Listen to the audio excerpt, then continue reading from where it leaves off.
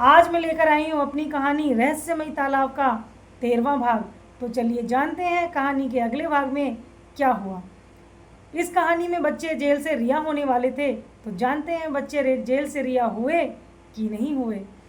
आगे बढ़ने से पहले कहानी में मेरा सभी दर्शकों से निवेदन है, कहानी के पिछले भागों को अच्छी तरह से देखकर और सुनकर आएँ, ताकि कहानी और उसके पात्रों से अच्छी तरह से रूबरू हो जाएं। तो चलिए आगे बढ़ते हैं और जानते हैं कहानी में आगे क्या होने वाला था। सभी निक्कू के पीछे पीछे चलने लगे। अब कुछ दूर जाकर एक बेहद ही तंग रास्ता आ गया। उस रास्ते में सबसे पहले कबीर घुसा, उसके पीछे पीछे बाकी सभी बच्चे पीछे थे। वहाँ पर अंधेरा ही अंधेरा था।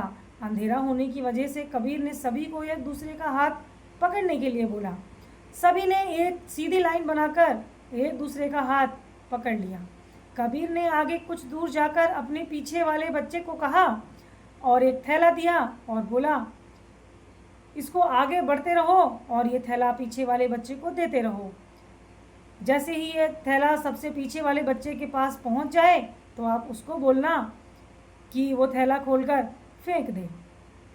कबीर से थैला लेकर बच्चे एक दूसरे को पकड़ाते रहे और जब वह थैला अंतिम बच्चे के पास पहुंचा तो कबीर के बताए हुए तरीके से बच्चे ने थैला फेंक दिया और खोल कर फेंक दिया। वह फिर आगे बढ़ने लगे। कुछ बच्चे काफ़ी डरे हुए थे, जिनका साहस कबीर ने बढ़ाया।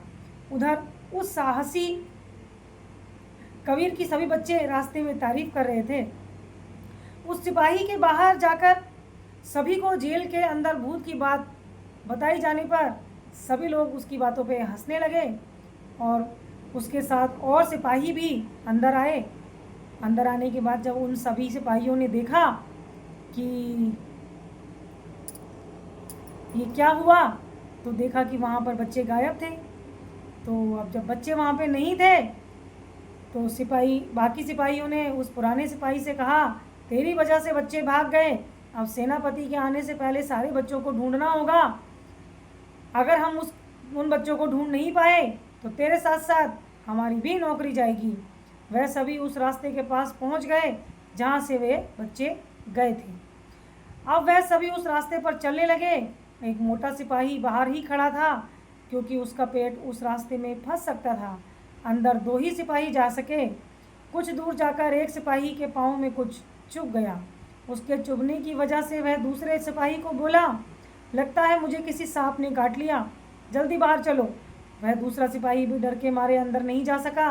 वह दोनों बाहर आ गए।